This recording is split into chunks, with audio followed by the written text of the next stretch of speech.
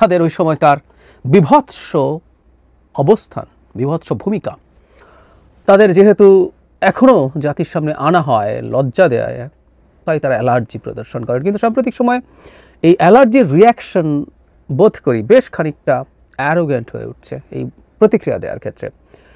আমার সাথে একটা টক শোতে একজন গুরুত্বপূর্ণ জামায়াতে ইসলামী নেতা এই ধরনের প্রতিক্রিয়া দেখিয়েছেন। সেই প্রতিক্রিয়াটা নিয়েই মূলত কথা বলবো। আপাতত এটুকু বলে রাখি, তিনি মুক্তিযুদ্ধ নিয়ে আলোচনাকে বস্তা পচা আলোচনা বলছেন। হ্যাঁ, খুবই কঠোরভাবে এই আলোচনা করা যাবে না, আনা যাবে না এই বাংলাদেশে। এই হচ্ছিল ওনার অবস্থান। তার আগে আরেকটা ব্যাপারে একটু কথা বলা দরকার। ছাত্র শিবিরের একজন নেতা যিনি ডাকসু নির্বাচনে সদস্য পদপ্রার্থী হয়েছেন, তার একটা স্ট্যাটাস প্রচুর ঘুরল, সমালোচনা হলো। কেউ আবার এই সমালোচনা মানে ওই পক্ষেরই আর কি, শিবিরের পক্ষের লোকজন বলছে ভালো হয়েছে, এতে তার দারুণ ক্যাম্পেইন হয়েছে। তো তার মানে ব্যাপারটা এইরকম যে এতে উনি বিশাল ভোটে ডাকসু জিতে যাবেন তার পদে। যাই হোক, তিনি সেখানে আমাদের বীরশ্রেষ্ঠ মতিউর রহমান, আমরা জানি তিনি পাকিস্তান থেকে একটা ফাইটার নিয়ে পালিয়ে আসতে চেয়েছিলেন বাংলাদেশে, কিন্তু সেই ফাইটারে, এটা টুইন সিটার ছিল, আরেকজন পাকিস্তানি উর্দুভাষী পাইলট ছিলেন। তিনি যখন দেখলেন তার ফাইটারটা ভারতের দিকে রওনা দিয়েছে, তখন তিনি মতিউরের সাথে ধস্তাধস্তি করতে শুরু করেন তাকে প্রিভেন্ট করার জন্য, এবং শেষ পর্যন্ত সেই ধস্তাধস্তিতেই সেই ফাইটারটা ক্র্যাশ করে। তো শিবিরের ওই নেতা যেটা করেছেন, তিনি পাকিস্তানি যে উর্দুভাষী পাইলট আছেন তাকে শহীদ বলছেন, আর কোনো রকমে জানাচ্ছেন অন্য যে ফ্লাইট লেফটেন্যান্ট ছিলেন তিনি হচ্ছেন মতিউর রহমান। ওই আলোচনায় যাচ্ছি না, জামায়াতের গুরুত্বপূর্ণ নেতারাও মতিউর সম্পর্কে নানা রকম মন্তব্য করেছিলেন। এখন শিবিরের দায় নেওয়ার প্রয়োজন হয়েছে সেগুলোর। আমরা অবশ্যই এই কথাটা বলি, বিশেষ করে এই মুহূর্তে জামায়াতের খুব সিগনিফিক্যান্ট যে নেতারা আছেন তাদের প্রায় সবাই, আমি ঠিক মনে করতে পারি না তাদের একজনও কি মুক্তিযুদ্ধের সময় যথেষ্ট সেন্সিবল বয়সে ছিলেন কিনা। মানে 18 যদি ধরি তাহলে 73-4 বয়স হয়ে যাওয়ার কথা। জামায়াতের মূল নেতৃত্বের বয়স তার চাইতে কম, বেশিরভাগেরই তার চাইতে কম। আর অনেকের তো মুক্তিযুদ্ধ পরবর্তী সময়ে জন্ম হয়েছে, শিবিরের তো বটে, জামায়াতেরই অনেক কেন্দ্রীয় গুরুত্বপূর্ণ নেতার জন্ম মুক্তিযুদ্ধের পর, কিন্তু তারা এই দায়গুলো নেন। কেন নেন?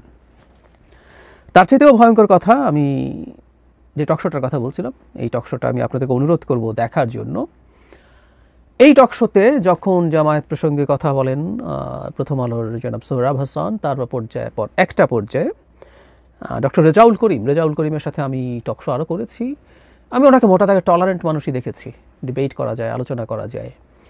কিন্তু তিনি হঠাৎই রেস্টলেস হয়ে উঠলেন এবং একটা পর্যায়ে তিনি বলছেন যে এই 24-এর বিপ্লবের মধ্যে দাঁড়িয়ে বস্তা পচা আলোচনা, মানে মুক্তিযুদ্ধ নিয়ে আলোচনা যখন হচ্ছে, অ্যাঙ্কার তাকে বারবার জানতে চান যে মুক্তিযুদ্ধ নিয়ে আলোচনাই কি বস্তা পচা কিনা। ওইখানে মুক্তিযুদ্ধ নিয়ে অনেক ইস্যু এসছে, মুক্তিযুদ্ধে জামাতের দায় নিয়ে প্রশ্ন এসছে, সেই প্রশ্নগুলো নিয়ে তিনি খুব ইনটলারেন্ট হয়েছেন এবং বস্তা পচা এরকম শব্দ ব্যবহার করার স্পর্ধাই দেখিয়েছেন। আমি বলবো খুবই ইনটলারেন্ট ভঙ্গিতে। কেন তারা এটা করছেন, কেন করেন, করে কি অর্জন করতে চান, এবং সেটার আলটিমেট প্রভাব কি হবে। জামায়াতে ইসলামী মুক্তিযুদ্ধের সময় পাকিস্তানিদের, মানে পশ্চিম পাকিস্তানিদের পক্ষ নিয়েছিল রাজনৈতিকভাবে, কোলাবোরেটর হিসাবে, এবং জরুরি কথা, তাদের অনেকেই রাজাকার বা আলবদর বাহিনীর সাথে যুক্ত হয়ে যুদ্ধাপরাধ এবং মানবতা বিরোধী অপরাধ করেছেন।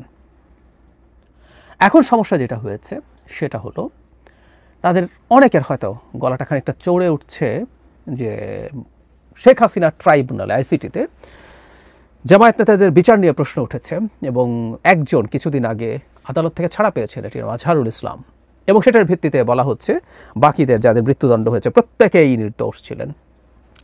ওটার ভিত্তিতে ইনফ্যাক্ট জনাব করিমও ঠিক সেভাবে বলার চেষ্টা করছেন। দুঃখিত, আমরা আসলে এটাকে এভাবে দেখতে চাই না, কোনোভাবেই দেখতে চাই না।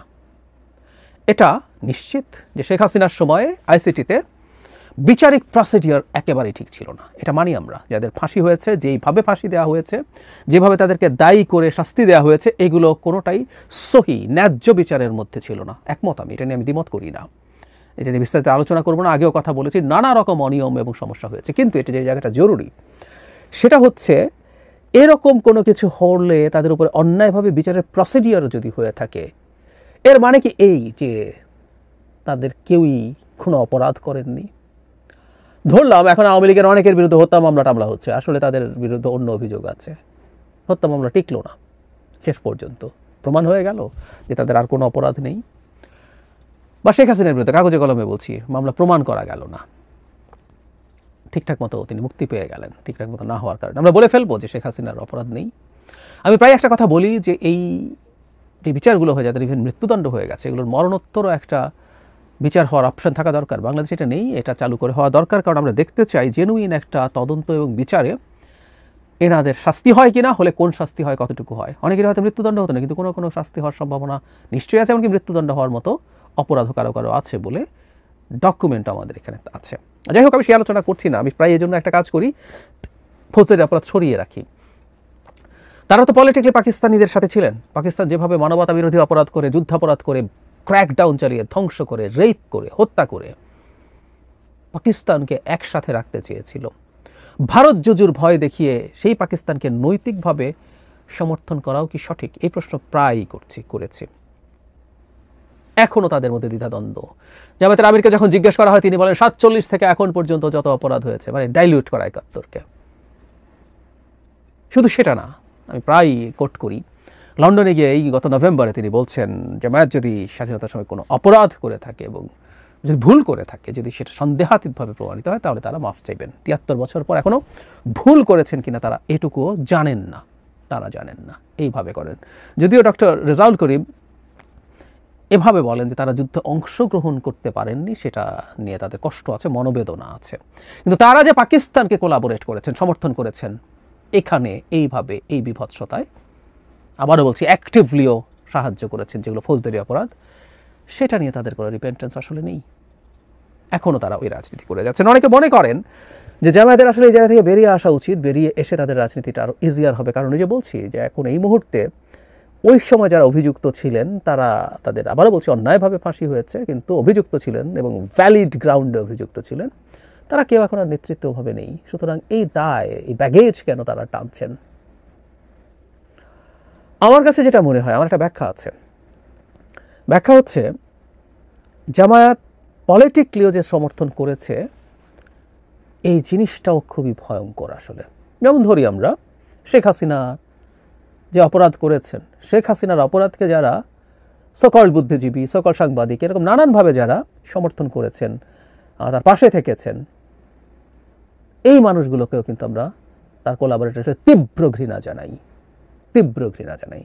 ওরা সবাই শেখ হাসিনার মতো সাথে বন্দুক নিয়ে ঘোরে নাই, শেখ হাসিনার পুলিশের সাথে আওয়ামী লীগের মতো করে অনেকেই ধরে ধরে কাউকে কারো বাসা দেখিয়ে দেয় নাই, যেগুলো একসময় বাংলাদেশের রাজাকার আল বদররা করতো। পাকিস্তানিদের এত সহজ হতো না ক্র্যাকডাউন চালানো যদি এই দেশের কোলাবোরেটর এসব না করতেন। তো শেখ হাসিনার সব কোলাবোরেটর এরকম করেন। শুধু শেখ হাসিনাকে সমর্থন দিয়েছে, তার পক্ষে কথা বলেছে, লিখেছে, মুখে সমর্থন দিয়েছে, এগুলো নিয়ে আমরা তাদেরকে বিভৎসভাবে স্টিগমাটাইজ করি। তাই যদি হয় জামায়াত পলিটিক্যাল বা নৈতিক সমর্থন দিয়েছে, এটা বলাও তাদের জন্য ভীষণ কঠিন। কিন্তু ওই যে বললাম, সেটা যদি হয়ও মাথা নিচু করে থাকা দরকার। তাদের অ্যারোগেন্স বাড়ছে, ভীষণ বাড়ছে। চুপচাপ না থেকে তারা এখন গলা চড়াচ্ছেন। কারণটা কি? একদিন এটা নিয়ে কথা বলবো। জামায়াত আসলে নিজকে অনেক বড় কিছু মনে করা শুরু করছেন, বিরাট সমর্থন আছে তাদের মনে করা শুরু করছেন। সোশ্যাল মিডিয়াতে তাদের শোরগোল দুর্দান্ত, সেটা দেখে তারা মনে করছেন তারা অনেক কিছু হয়ে গেছেন, বা বহু বছর পর তারা একটা মুক্ত পরিবেশে রাজনীতি করার সুযোগ পাচ্ছেন, তাই তাদের এই অ্যারোগেন্স তৈরি হয়েছে। আমি ব্যক্তিগতভাবে মনে করি তাদের জন্য এটা খুবই ভয়ঙ্কর একটা পরিণতি বয়ে আনবে। এই রাজনীতি তারা অনেকে মনে করছেন জেনজি এগুলো খায় না, মুক্তিযুদ্ধ তাদের কাছে ইস্যু। এবার নাহিদ ইসলাম কিছুদিন আগে ধরনের মন্তব্য করেছেন, যেটা নিয়ে আমি বিরোধিতা করেছি। এবং তারা 24 দিয়ে 71কে ঢেকে দিতে চান। যেন রেজাউল করিম একই 24। আমরা এই সময় বিপ্লবের বাংলাদেশ, বিপ্লব বলছিলেন তিনি, এটা বিপ্লব নয়। ওনাদের বিপ্লব বলা যে তাত্ত্বিক, তার সাথেও ইনফ্যাক্ট এসব নিয়ে আমি ডিবেট করেছি। যাই হোক, এটা বিপ্লব নয়, কিন্তু বিপ্লব বলছেন এই বিপ্লবে দাঁড়িয়ে এসব আলোচনা হতে পারে না, সব বস্তা পচা আলোচনা। এখানে অন্যান্য আলোচনা হতে হবে। এই সময় কী হয়েছে, কীভাবে শেখ হাসিনা কী করেছে না করেছে, এখনকার বাংলাদেশে কীভাবে চাঁদাবাজি হয়টা ইত্যাদি। তার মানে সেই পুরনো 24-এ যেহেতু তাদের রোল আছে, তারা 71কে ঢেকে দিতে চান। কিন্তু এটুকু খুব স্পষ্টভাবে বলি, 71কে নেগোশিয়েট না করে বাংলাদেশে আসলে রাজনীতি করা যাবে না, এটা মানতে হবে। এবং সেই আলাপগুলো আমরা আনতেই থাকবো। এবং এই ধরনের বস্তা পচা আলাপ যারা আনেন তারা নাকি ফ্যাসিস্টের দোসর, ওই শক্ষ থেকে তিনি বলছেন। আমি নিজের ঘাড়েই নিলাম যে আলাপটা তো আমিও এনেছি, আমিও তাহলে ফ্যাসিস্টের দোসর। এবং খুবই ফ্রাস্ট্রেটিং ব্যাপার ছিল যে একজন কেন্দ্রীয় বড় নেতাও ট্যাগ করেন, যুক্তি দেন না। এই যে আবার এই মন্তব্য আপনারা ট্যাগ করবেন, গালি দেবেন, আপনাদের বড় নেতাও একই রকম কাজই করছেন। সো গণতান্ত্রিক বাংলাদেশে জামায়াত ফিট ইন করে কিনা সেই জিনিসগুলো তাদের এই ছোট সমর্থক তো বটেই, বড় নেতাদেরও তাদের দিক থেকে এই জিনিসগুলো স্পষ্ট করতে হবে।